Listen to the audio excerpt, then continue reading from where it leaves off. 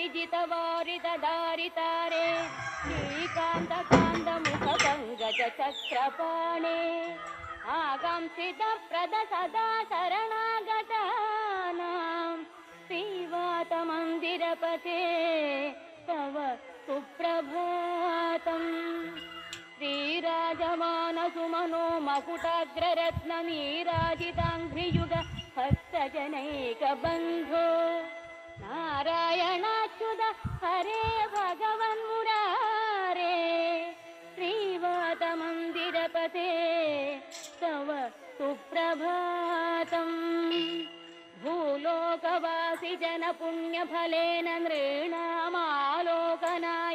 गुरुवायुपुरेऽभिरामे त्रैलोक्यनायक विभो त्वमिह विरासिः श्रीवातमन्दिरपते।